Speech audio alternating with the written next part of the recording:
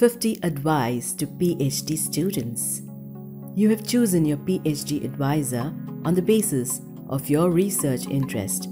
After doing your homework beforehand, you would have known what different areas of research you are interested in when you join a PhD program. You would have read a lot. You would have identified your specific interests by knowing what you read the most about. You would have selected your lab on the basis of the problem and not on the basis of the techniques. You must have already qualified CSIR NET exam or GATE exam, and now you are ready for the battle for a PhD in life science. Here are few general as well as specific tips for you to keep in mind while you step into the shoes of a PhD student. General tips. A PhD is not a picnic if you do not choose your correct field of study. You are committing 5 to 6 years of your life into it. You have to be interested in what you are doing and you must enjoy the process. So, choose your topic wisely so that the next 5 years become the most enjoyable years of your life. You must love your topic and must be passionate about it so that working on your topic seems like a picnic. Students have a sense of timelessness. Lose that fast. After your MSc, consider yourself an adult in the real world. Work for your stipend, set deadlines for yourself and meet them. Develop confidence in yourself. You can do this by being systematic, organized, and using your common sense. First, get the simple experiments and projects to work, and then only proceed to progressively more difficult experiments and projects and get them to work. Self-confidence is of paramount importance. You must have faith in yourself and believe that you can learn anything that you need to, be it a technique or some theory. Anyone could do it, but be ready to put in that effort. New technologies are continuously evolving. You're going to have to be a lifelong learner. Read, read, and read. You should know the literature in your area better than your mentor. You should be pointing out to him or her the papers they should be reading. Take ownership of your problem. Remember, it is your PhD. Your mentor already has one. Your mentor will not put an effort on your behalf if you don't put in sufficient effort yourself. Your fellow students will not bother about you if you show insufficient interest and motivation in your work. Do not expect to be spoon-fed.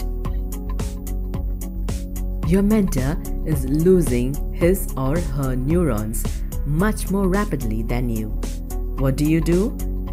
Make your brain compensate for his or her brain. You cannot allow yourself to be limited by your mentor's intellectual limitations. Remember your designation. Research scholar. Who is a scholar? No, he's not someone who gets a scholarship, but someone who is knowledgeable and thoughtful and an expert in his field. And always remember, your work must speak for itself and not you. Beginning your PhD, attitude is as important, if not more important than aptitude. Do not expect your advisor to run after you. You have to go to her or him with your data for her or his advice. You cannot afford to hesitate to do so. Often, having to articulate your problems itself makes you understand things better. Your advisor is also not a policeman. Be a good lab citizen. Be conscientious. Be honest and inculcate good lab habits. You have started attending seminars. You realize that you understand only 5% of what is said. Do not be disheartened. This happens to everyone, and you will gradually understand more and more. Make all possible efforts to learn fast. The internet gives you information. You need to assimilate it so that it becomes knowledge. That is, the information you can use. Learn from books as much as possible. Do not worry about making a fool of yourself. Ask questions.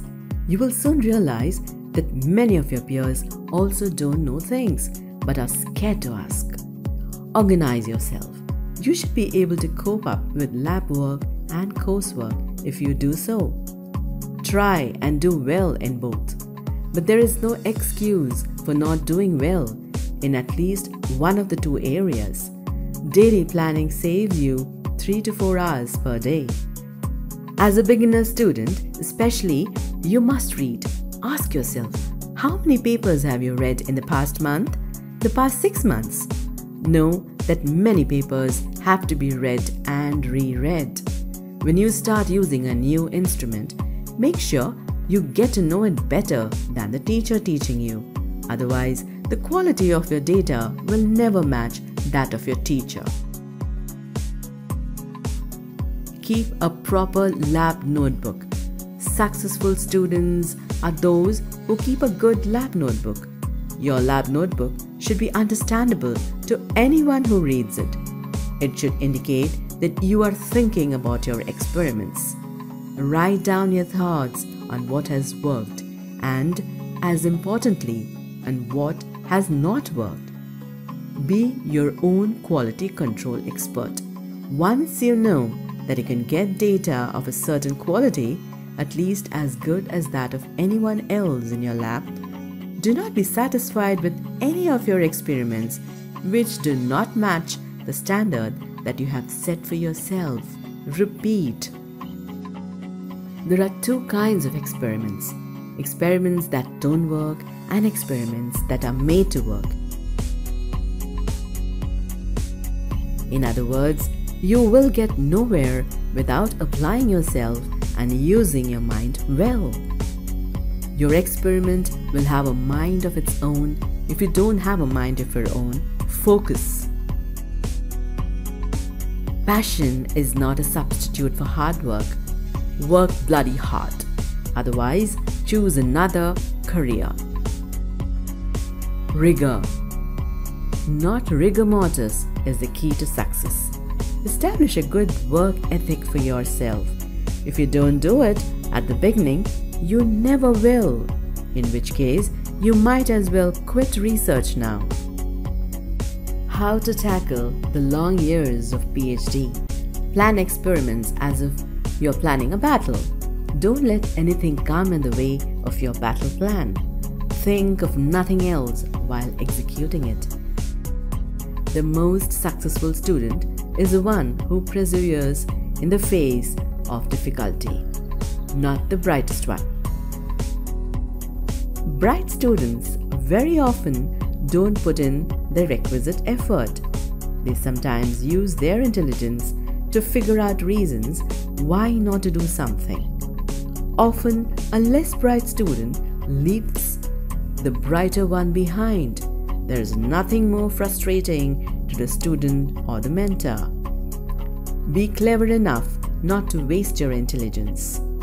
Become familiar enough with the literature pertaining to your problem so that you know what is state of art and what would constitute a completed project. Learn to be logical in your thoughts. Read some papers just to learn the logic of how a case is presented.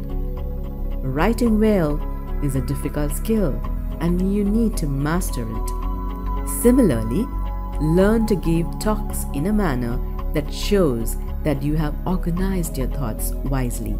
Target your audience appropriately. Do not be sloppy in preparing any research presentation. If you are, then your audience might think you were also sloppy in doing your experiments. You need to decide whether you want a good thesis or an average thesis. Surprisingly, the outcome is very much in your own hands. Take every opportunity to train others in your lab. Do it for selfish reasons. When you teach, you test your knowledge. Play games, have fun. A PhD can be stressful. Sweat is the best antidote to stress. Sweat not just in the lab, but also on the playing field. In the final years and towards the ending of your PhD, do not unnecessarily prolong the completion of your PhD. Remember, you will be paid much more as a postdoc for doing essentially the same thing. Finish with the same enthusiasm that you began with. Only then will you find the whole experience rewarding. Finishing the last 5% is the most difficult part of doing a project. You have overcome its difficulties and your experiments all work now. But now is not the time to skip doing the extra experiments, which can often change the outcome from good to very good. When you give your PhD seminar, remember that the idea is not to show people that you can collect data. You're not a technician. You have to convince the audience that you have learned to think well. There is nothing worse than presenting a lot of data and little evidence of a functional brain. You would have learned your limitations as you complete your PhD. Only a small fraction of you are cut out to be faculty members. Ask yourself whether you are. Be honest with yourself. You would have also learned your strengths and of possible alternate careers. Think carefully about industry. Think of science communication. Think of science administration. Think of becoming a facility manager. Think of teaching in a college. Think well. You might be making the most important decision of your life. Choosing a postdoc. Choose on the basis of your interest. Choose a problem that is important and will remain so for at least the next 10 years. It is important to go to a place where your postdoc peers are very good, both in the lab you choose as well as in the department as a whole. They are your future competition. You need to know how your future competition works. Choose a mentor in a good university. The quality of postdocs can fall drastically when you go from a Tier 1 to a Tier 2 university, with exceptions in individual labs, of course. You have to be happy in life. You have to make your life meaningful to yourself. Being good at what you do is an important prerequisite for that. Never allow money to come in the middle of all this. You will earn triple the money which you expect today, and that too as 9 figures salary as a scientist or a postdoc. But a rewarding career always begins with hardship. Be ready, and you are halfway there already. We wish you all the best.